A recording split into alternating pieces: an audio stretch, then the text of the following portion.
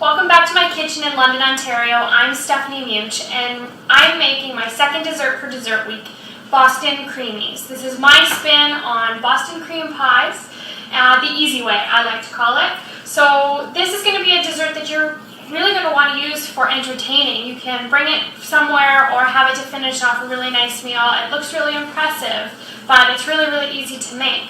To get started, all I did is I took a golden cake mix and I cooked it based on the directions. Very straightforward. I put it in a bar pan size, and then I'm going to cut them to shape to make individual Boston Creamies. So for the filling of the Creamies, what we're going to use today is light Philadelphia cream cheese. We're going to use half of this container, which is half of a cup. So we're just going to mix it down and make sure that it's all nice and smooth, ready to be mixed with the rest of our ingredients. It's at room temperature, so it's pretty much ready to go.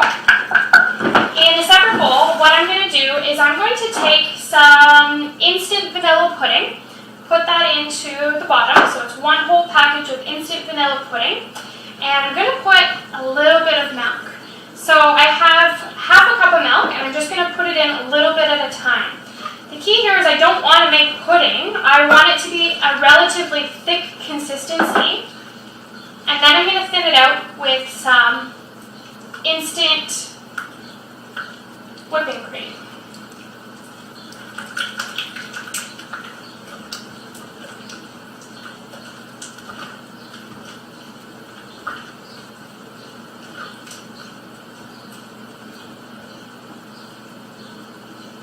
So I've got 2 cups of whipping cream here. I'm going to fold it in. So to my mixture of whipping cream and instant vanilla pudding, I'm going to add a 1/4 cup of sugar to sweeten it up. And then I'm going to add our cream cheese.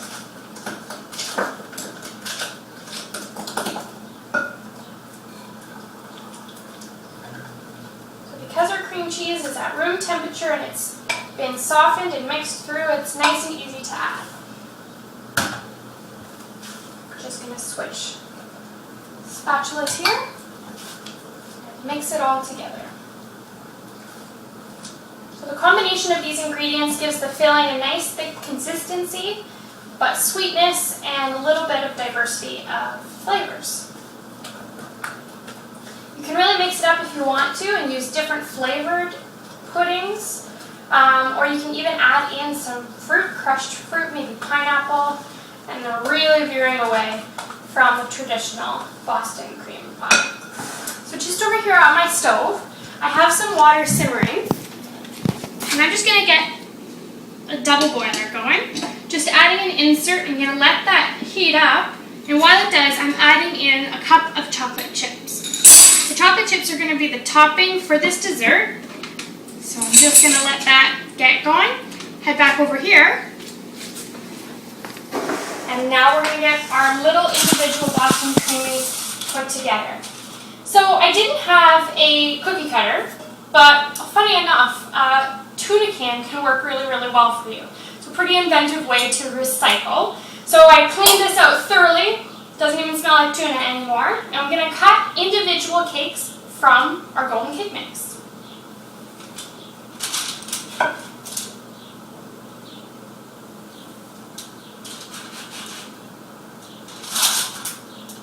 So from my cake mix, I've got 12 individual round cakes, and I'm going to just stack 2 of them on top of each other with some of our filling right in the center.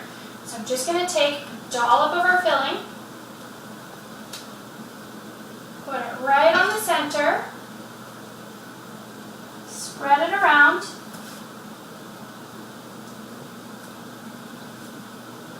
and we'll put a little bit more.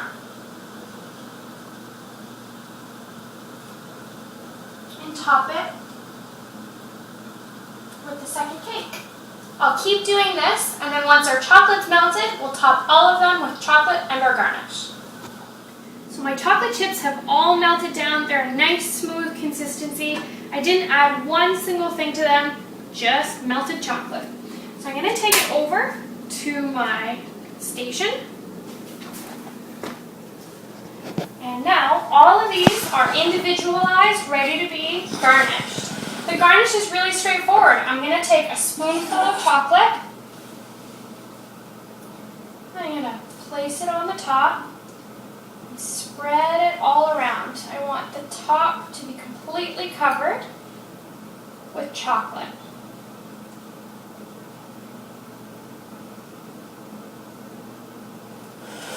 And now I'll do it for the rest of them.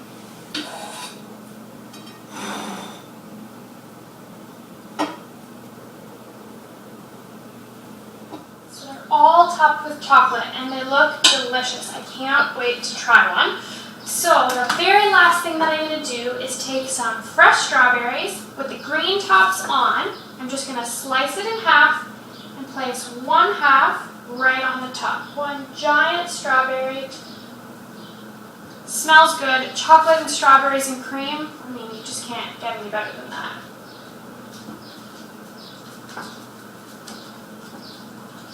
For particularness, I've got all the strawberries facing the outside. But look at how fantastic those look. Now let's give one a try. This is my individual setting. Pretty simple, you don't need anything else. And now my fork.